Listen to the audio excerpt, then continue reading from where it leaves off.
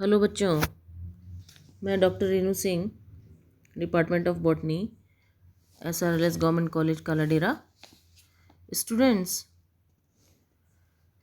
Botany के paper algae, bryophyte and lichens में पिछले टर्न पे हमने यानी पिछले लेक्चर में हमने शैवालों के जनरल कैरेक्टर्स के बारे में जानकारी प्राप्त की थी कि शैवाल क्या होते हैं, उनका स्ट्रक्चर कैसा होता है, उनके मेन कैरेक्टर्स क्या हैं और उनका वर्गीकरण किस आधार पे किया गया है इत्यादि। आज हम जो इसका दूसरा टॉपिक है, रेंज ऑफ थैलस स्ट्रक्चर या कायिक संरचना के विविध रूप, आज हम इसका अध्ययन करेंगे। बच्चों, शैवालों की जो कायिक संरचना है उसमें अत्यंत विविधता पाई जाती है, यानी कि हम कह सकते हैं कि वो सूक्ष्म प्रारूपिक एक कोशिकीय जीव से लेकर बहुकोशिकीय जटिल प्ररूपों तक पाए जाते हैं। यानी कि वे एक कोशिकीय हो सकते हैं, बहुकोशिकीय हो सकते हैं, तंतुनुमा हो सकते हैं, कॉलोनी नुमा हो सकते हैं, यानी कॉलोनी बनाने वाले शैवाल हो सकते हैं। तो कहने का तात्पर्य यह है कि इसमें अत्यंत विविधता पाई जाती है। थैलस मीन्स उसका सुकाय, सुकाय मीन्स प्लांट बॉडी। तो जो एल्गी की प्लांट बॉडी है वो पादपों की तरह रूट स्टेम लीव्स में विभेदित नहीं होती। इनका अविकसित पादपकाय होता है और इनका जो साइज़ है वो 1 माइक्रोन अथवा उससे भी कम से लेकर मैक्रोस्कोपिक वृहत यानी बड़ी अमापीय आकार में भी या साइज़ में भी पाई जा सकती हैं। तो थैलस संगठन के आधार पर शैवालों को निम्नलिखित 5 श्रेणियों में विभक्त किया गया है, यानी कि पूरे शैवाल समूह को, शैवाल ग्रुप को 5 श्रेणियों में डिवाइड किया है, जो कि उनकी कायिक संरचना के आधार पर है। जिसमें से पहला है एक कोशिकीय प्ररूप, यानी कि पहला जिसका है एक कोशिकीय, यानी जिसमें केवल सिंगल सेल्ड एल्गी पाई जाती है। हम डिस्कस करते हैं सबसे पहले एक कोशिकीय प्रारूप को। शैवालों के कैरोफाइसी एक वर्ग है तथा फियोफाइसी एक अन्य वर्ग है। इन वर्गों को छोड़कर शेष सभी वर्गों में एक कोशिकीय प्ररूप पाए जाते हैं।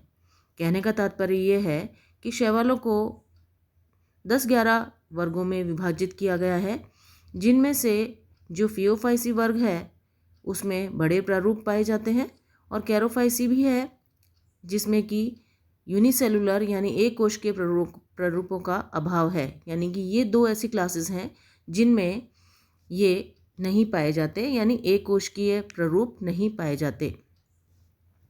ऐसे शैवाल एसेलुलर भी कहलाते हैं, यानी कि एक अकोशिक भी कहलाते हैं, क्योंकि इनमें कोश के विभेदन न होने से इनकी जीवन की सभी क्रियाएं एक ही कोशिका में होती है।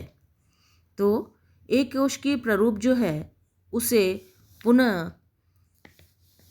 डिवाइड किया गया है 2 में, 3 कैटेगरीज में या 3 वर्गों में विभाजित किया गया है। पहला है राइजोपोडियल, दूसरा है कशाभिक और तीसरा है सर्पिल तंतुवत एक कोशिकीय रूप। यानी कि एक कोशिकीय प्ररूपों को भी पुनः 3 वर्गों में विभक्त किया गया है। पहला है राइजोपोडियल। राइजोपोडियल कोशिकाओं में दृढ़ कोशिका भित्ति का अभाव होता है, यानी कि जो राइजोपोडियल जो है उसमें दृढ़ कोशिका भित्ति का अभाव होता है और इनमें प्रोटोप्लाज्मिक प्रोजेक्शंस पाए जाते हैं। जैसे कि अमीबा में प्रोटोप्लाज्मिक प्रोजेक्शंस होते हैं, यानी इरेगुलर शेप होती है उसकी, फोल्डिंग्स इनफोल्डिंग्स होते हैं। तो इस तरह का प्रोटोप्लाज्मिक प्रोजेक्शंस इनमें राइजोपोडियल वर्ग में पाए जाते हैं और दृढ़ कोशिका भित्ति की अनुपस्थिति के कारण इन कोशिकाओं के आकार तथा आमाप में भी निरंतर परिवर्तन होते रहते हैं। तो ये सबसे जो बेसिक है, सबसे पहला जो है, यानी सबसे प्रिमिटिव जो है वो है राइजोपोडियल प्ररूप। इसका उदाहरण है राइजोक्राइसिस, एग्जाम्पल है राइजोक्राइसिस क्रिसअमीबा, यानी 2 ऐसे शैवाल हैं जो कि राइजोपोडियल फॉर्म में पाए जाते हैं। और भी कई अन्य उदाहरण हैं, मेन हमने दिए क्रिसअमीबा और राइजोक्राइसिस। एक कोशिकीय प्ररूप में दूसरा जो वर्ग है वो है कशाभिक युक्त। कशाभिक मीन्स फ्लैजिला। फ्लैजिला जो होते हैं वो किसी भी जीव के मूवमेंट में सहायता करते हैं, यानी कि उनको गति प्रदान करते हैं। तो अनेक शैवालों में कायिक कोशिकाओं की गति जो है वो कशाभिकाओं द्वारा होती है। कुछ अपवादों को छोड़कर अधिकांश शैवालों में कशाभिक, कायिक, चलयुक्त, मोटाइल गैमेट्स तथा चल बीजाणु पाए जाते हैं। इन कशाभिकाओं की संख्या तथा प्रकार में भी भिन्नता होती है, यानी इनकी संख्या 1, 2 और ज़्यादा भी हो सकती है, और इनके प्रकार में भी भिन्नता पाई जा सकती है। जो कशाभिक प्ररूप है वो क्लोरोफाइसी वर्ग के शैवालों की कायिक कोशिका या चल बीजाणु एवं गैमेट्स में समान माप की 2 कोशिकाएं होती हैं। तो यानी क्लोरोफाइसी वर्ग के जो शैवाल हैं उनमें कुछ की कायिक कोशिकाएं, किसी में चल बीजाणु एवं गैमेट्स में ये कशाभिकाएं पाई जा सकती हैं। इसके विपरीत जो है यूग्लिनोफाइसी वर्ग के सदस्यों में केवल एक कशाभिका होती है जो कोशिका के अग्रभाग में निवेशित होती है। एक कोश की एक कशाभिक संरचना या कोशिकाओं के और भी कई उदाहरण हैं, जैसे क्लेमाइडोमोनास, यूग्लिना, फैकोटस इत्यादि। तो जो एक कोश के प्ररूप था उसका दूसरा हमने करा फ्लैजिला, यानी अब हम पहला वाला डिस्कस कर रहे हैं, एक कोश के प्ररूप, जिसमें पहला था राइजोपोडियल एक कोशिक और दूसरा था फ्लैजिलेटेड एक कोशिक संरचना। अब हम बात करते हैं तीसरे की। जो तीसरा इसका वर्ग है एक कोशिकीय प्ररूप का वो है सर्पिल तथा तंतुवत एक कोशिकीय प्ररूप। जो सर्पिल है वो स्पाइरल फिलामेंटस यूनिसेलुलर फॉर्म्स, यानी एक कोशिकीय है, फिलामेंटस है और स्पाइरल है। तो कुछ जो शैवाल हैं एक कोशिक शैवाल वो स्पाइरल अथवा कुंडलित होते हैं। एग्जाम्पल है स्पाइरुलाइना, जैसे कि ये चित्र में दर्शाया गया है। स्पाइरुलाइना का जो है इस तरह से ये है सर्पिल तंतुवत एक कोशिकीय प्ररूप। जो चौथा इसमें है वो है नॉन मोटाइल फॉर्म्स। जो चौथा है अगतिशील यानी नॉन मोटाइल यूनिसेलुलर फॉर्म्स। तो शैवालों में क्या है, कई बार अनेक गुलाब तथा अचल नॉन मोटाइल रूप पाए जाते हैं। ये अकशाभिक यानी ए फ्लैजिलेटेड, इनमें कशाभिकाओं का अभाव होता है तथा दृढ़ कोशिका भित्ति युक्त होते हैं। तो जो क्लोरोफाइसी वर्ग है उसके अगतिशील सरल रूपों में केंद्रक तथा प्लास्टिड पाए जाते हैं। इसका उदाहरण है क्लोरेला। डायग्राम में जैसे हमने बताया, ऊपर डायग्राम है फर्स्ट ई, इसको ये है क्लोरेला। तो ये उदाहरण है नॉन मोटाइल प्ररूप, यानी कि अगतिशील यूनिसेलुलर फॉर्म्स। तो जो चित्र में एग्जाम्पल्स दिए गए हैं, पहला है क्रिस अमीबा का, जो हमने डिस्कस करा था कि राइजोपोडियल प्रकार का, यानी अमीबा की तरह। और जो दूसरा चित्र दर्शा रहा है यूग्लिना का, जो कि कशाभिका युक्त है। और तीसरा भी कशाभिका युक्त क्लेमाइडोमोनास, जिसमें कि 2 कशाभिकाएं हैं। चौथा जो चित्र है वो है शैवाल फैकोटस का, जिसमें भी 2 अग्र कशाभिकाएं उपस्थित हैं। और जो ई डायग्राम यानी जो लास्ट है वो है क्लोरेला के सेल का, जो कि नॉन मोटाइल फॉर्म है। इस तरह से एक कोशिकीय प्ररूप हम यहीं ख़त्म करते हैं, जिसमें हमने 4 प्ररूप डिस्कस किए हैं। राइजोपोडियल प्रकार की एल्गी, फ्लैजिलेटेड प्रकार की एल्गी, तीसरा सर्पिल तंतुवत एक कोशिकीय जो फॉर्म्स हैं वो, और चौथा है अगतिशील रूप। अब हम डिस्कस करते हैं पुनः जो इसका दूसरी प्रकार का जो है वो है निभा कॉलोनियल फॉर्म्स, यानी निभा रूप। तो कुछ एल्गीज जो हैं वो कॉलोनी या ग्रुप में भी पाई जाती हैं, यानी समूह बनाकर भी ग्रुप में कॉलोनी में रहती हैं।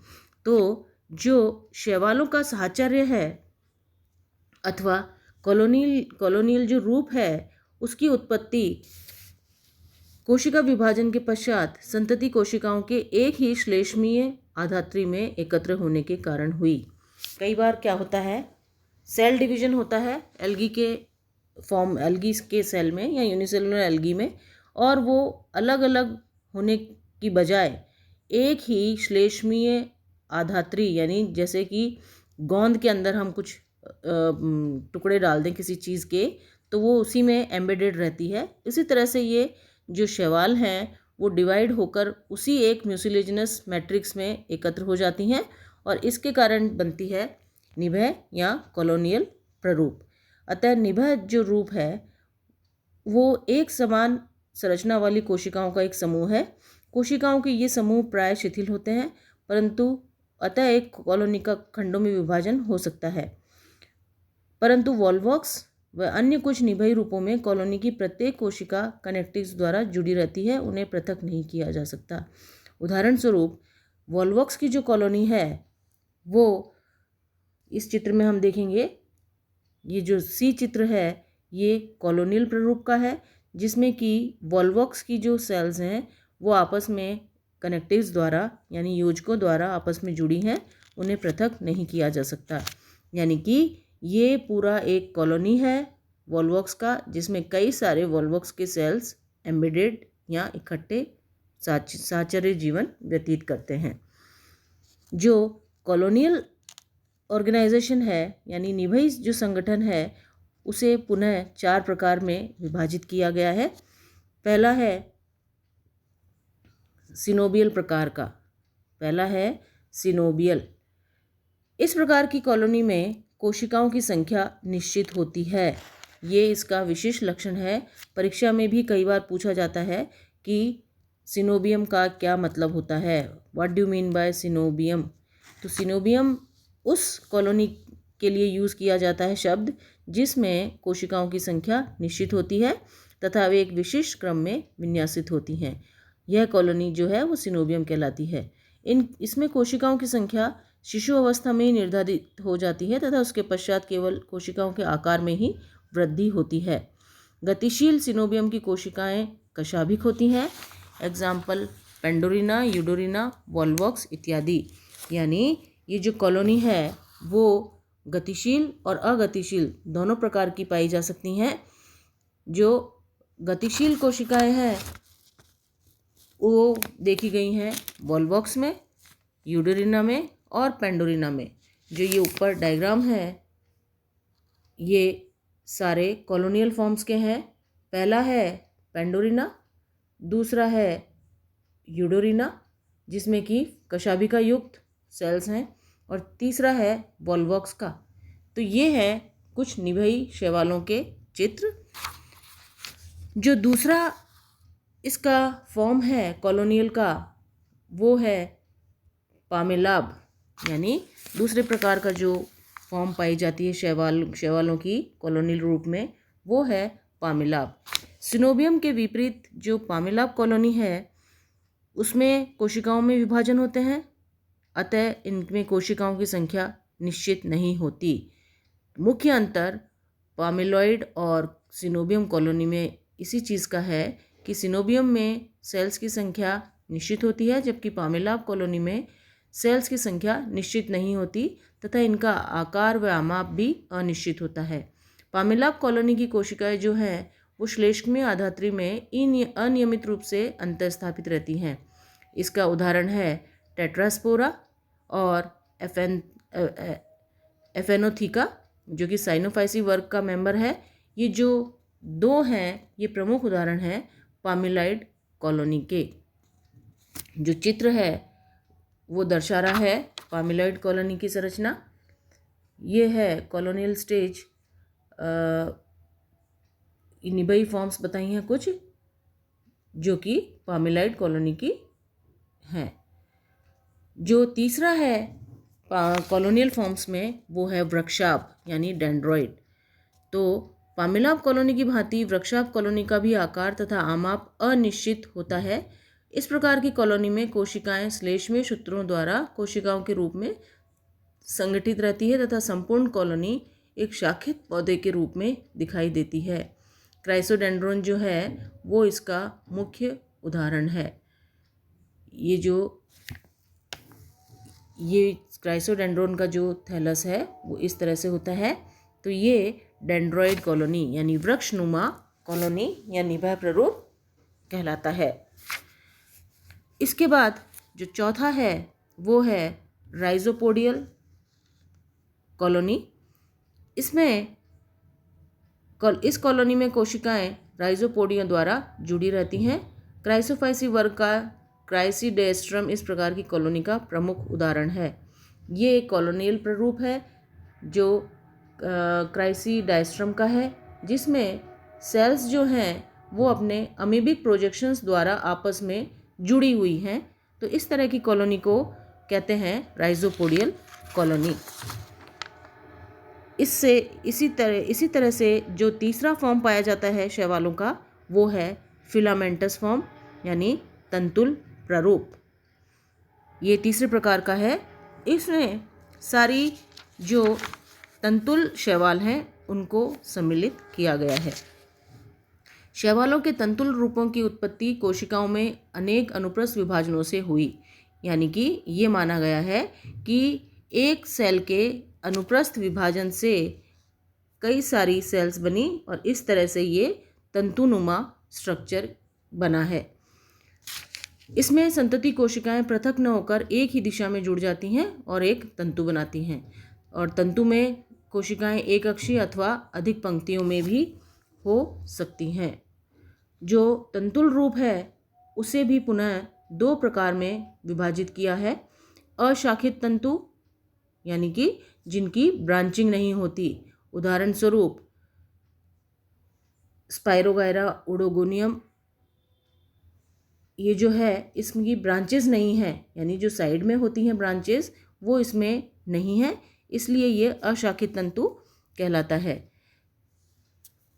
अशाखित तंतु जल में स्वतंत्र रूप से तैरते हैं। एग्जाम्पल है स्पाइरोगायरा, यूलोथ्रिक्स, ओडोगोनियम इत्यादि। ऑसिलेटोरिया, नॉस्टॉक आदि भी अशाखित तंतु के उदाहरण है। जो दूसरा है वो है ब्रांच फिलामेंट यानी शाखित तंतु। तंतुओं में शाखा का निर्माण कोशिकाओं में पार्श्व उद्दर्द की उत्पत्ति तथा उनमें अनुप्रस्थ भित्तियों के बनने से होता है। तंतुओं में शाखन आभासी अथवा सत्य हो सकता है, यानी जो इसकी ब्रांचिंग है वो आभासी यानी फॉल्स अथवा ट्रू भी हो सकती है।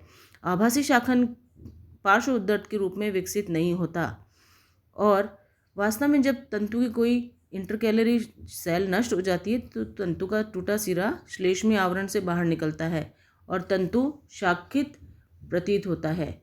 जो साइनोफाइसी वर्ग के सदस्य हैं उनमें एग्जाम्पल साइटोनीमा, इसमें आभासी शाखन पाया जाता है। तो कई बार ये क्वेश्चन पूछ लिया जाता है वन वर्ड में कि आभासी शाखन वाले शैवाल का नाम बताइए या एक उदाहरण द्वारा समझाइए। सत्य शाखन से निम्नलिखित 3 प्रकार के थैलस बनते हैं। सरल, दूसरा विषम तंतुक और तीसरा है आभासी पैरेन्काइमा। जो पहला है फर्स्ट वो है सरल थैलस। सरल शाखित तंतु किसी आधार पर एक आधारी सेल द्वारा संलग्न रहते हैं और इसमें जो शाखाएं हैं वो आधारी कोशिका के अतिरिक्त अन्य किसी भी कोशिका से उत्पन्न हो सकती है। एग्जाम्पल है क्लैडोफोरा, ये है इसका उदाहरण या उसका जो चित्र है वो ये वाला क्लैडोफोरा, जिसमें कि ट्रू सत्य शाखन जो है यानी कि वो इसमें सिंपल शाखन जो है वो इसमें दिखाई देता है। जो दूसरा है वो है विषम तंतुक। विषम तंतुक का अर्थ है इसमें दो तरह की प्रोस्ट्रेट और इरेक्ट यानी कि एक उद्धारो तंत्र मिलता है और एक श्यान तंत्र मिलता है। यानी एक सीधा मिलेगा जो कि सतह से ऊपर की ओर वृद्धि करता है और एक श्यान तंत्र होगा जो कि सरफेस के पैरेलल वृद्धि करता है।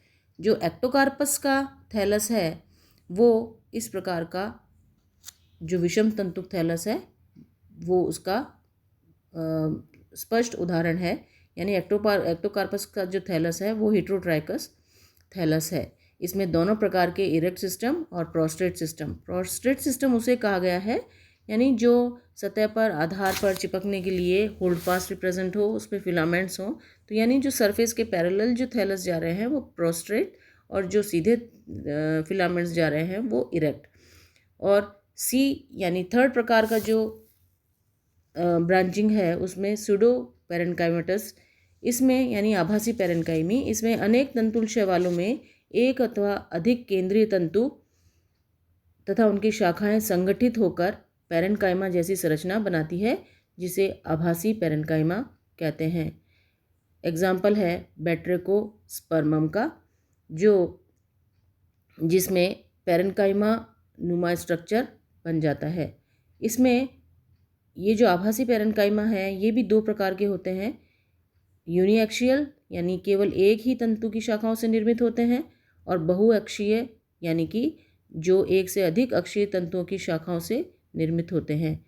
एक अक्षीय शाखा का उदाहरण है बैट्रेकोस्पर्मम, और जो बहु अक्षीय शाखाओं का उदाहरण है वो है पॉलीसाइफोनिया, जो कि तुम्हारे सिलेबस में है। ये थैलस है पॉलीसाइफोनिया का, जो कि आभासी पैरेन्काइमी थैलस बनाते हैं। इस तरह से जो हमने चार प्रकार के थैलस फॉर्म्स हमने डिस्कस करे। अंत में जो है वो है तीन प्रकार के डिस्कस करें। चौथा है साइफोनेशियस फॉर्म्स। जो हमने अभी तक डिस्क्राइब करे हैं या हमने जो अभी तक पढ़े हैं वो पढ़े हैं एककोशिकीय प्रारूप, कॉलोनियल प्रारूप, फिलामेंटस प्रारूप, और जो चौथा हम डिस्कस करेंगे वो है साइफोनेशियस प्रारूप। इस प्रकार के शैवालों का थैलस शाखित, पठहीन व केंद्र की नलिकाकार तंतुओं से निर्मित होता है। इनमें केंद्रक विभाजन के पश्चात भित्ति निर्माण नहीं होता, और सेप्टा यानी पट मीन्स जो दो सेल्स के बीच में जो पार्टीशन होता है उसे पट कहते हैं। पट केवल जननांगों के निर्माण के समय ही बनता है। उदाहरण वाउचेरिया और बॉट्रिडियम। पांचवा और अंतिम जो प्रकार का है वो है पैरेन्काइमी फॉर्म्स। इन शैवालों में जो थैलस है उसका विकास तंतु कोशिकाओं के दो अथवा अधिक तलों में विभाजन से हुआ है। यानी कि सीधा भी और आड़ा भी, यानी ट्रांसवर्स और लॉन्गिट्यूडनल दोनों तलों में विभाजन से हुआ है।